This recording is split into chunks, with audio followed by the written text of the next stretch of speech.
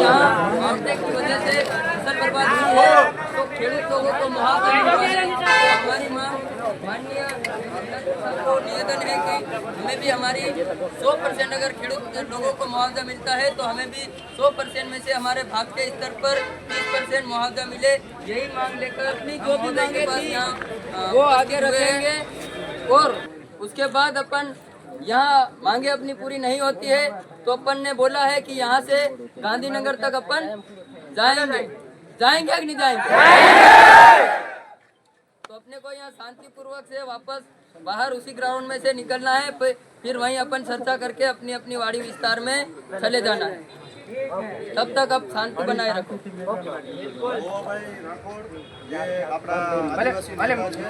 मतलब આપણે ફરી પાછા અહીંયા આપણે એટલું જ કહેવાનું છે કે અહીંયા આપણે માંગણી આપીને ચૂપ બેસી રહ્યા નથી। આપણે પડઘરીના શાસન અને પ્રશાસનને કહેવા માંગીએ છીએ, પહેલી વખત તમને લિખિતમાં મજૂરોની માંગણી આપી છે। આપણે જો આવનારા થોડા દિવસોની અંદર અહીંયાથી કંઈ હકારાત્મક જો નિર્ણય ન મળે તો સ્વાભાવિક રીતે આપણે આને આગળ લઈ જવાનું છે અને ગામડે ગામડે ફરીને જ્યાં જ્યાં આપણા મજૂરોની સમસ્યા છે એ બધી સમસ્યાને લઈ અને સરકારની સામે આપણે સામે ચર્ચા કરીશું। મંજૂર છે? જય જોહર,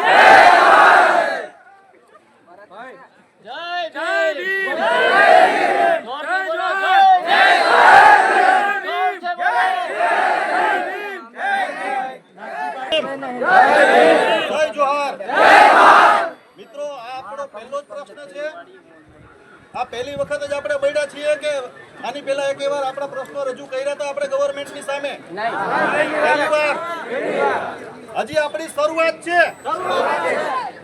જો આપણા પ્રશ્નોનું હલ નહીં થાય તો આપણે ગાંધીનગર સુધી સચિવાલયની સામે આપણે 10 લાખ લોકોને લઈ અને આપણી રજૂઆત કરશું।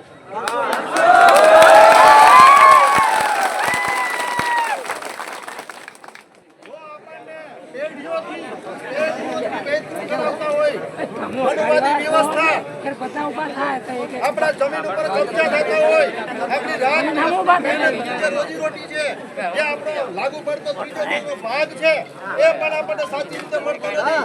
અહીંના લોકલ ખેડૂતો દ્વારા અનેક પ્રકારની હેરાનગતિ હોય છે અને ખાસ કરીને તંત્ર સાથે મળેલા લોકો જે મજબૂત છે આર્થિક રીતે એની સામે અવારનવાર દબાવવામાં આવ્યો છે। હવે નહીં, હવે આપણે ચૂપ રહેવાનું નથી। જો આપણી 5 મુદ્દાની માગણી સરકાર દ્વારા સ્વીકારવામાં નહીં આવે તો આપણે 10 લાખ લોકોને લઈ અને ગાંધીનગર સુધી કૂચ કરવાની છે।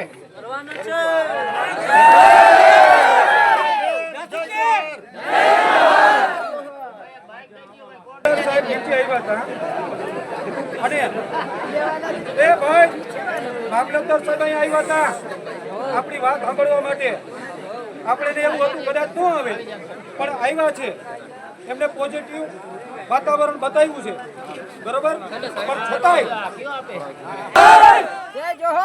આપણી લડાઈ પૂરી નથી થઈ, ચાલુ થઈ છે। આ જો આજે આપણે 30% ભાગ માંગી છે, જો એ મુજબ ન મળે તો આપણે આનાથી વધારે પાછા અહીંયા જ ભેગા થઈશું ગાંધીનગર અને આ આપણી જે સંખ્યા છે એ ખાલી સોશિયલ મીડિયાની છે। હવે જ્યારે જરૂર પડશે તો ગામડે ગામડે જઈ લોકોને જગાડશું, પત્રિકાઓ બાંટશું, રૂબરૂ મળી મીટિંગો કરી અને લોકોને બોલાવશું। આપણે ગાંધીનગર 5-6 લાખ કદાચ ભેગા થાય પણ મારી ગણતરી એવી છે કે જો આપણે ન્યાય ન મળે તો પડધરી તાલુકામાં આપણે 1.5 થી 2 લાખ લોકોને ભેગું થવું છે।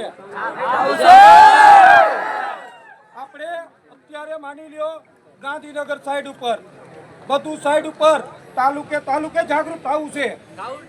તાલુકે આપણે જાગૃત થઈશું તો લોકો દબાય છે અને આપણા હક અને અધિકાર આપણને મળશે। અને જો આપણા હક અને અધિકાર આપણે ન મળે, આપણી ઉપર આવો નવો અત્યાચાર ચાલુ રાખે, આપણા અધિકારો આપણે ન આપે તો આપણે બેઠા નહીં રહે, આપણે એ છીનવી લઈશું।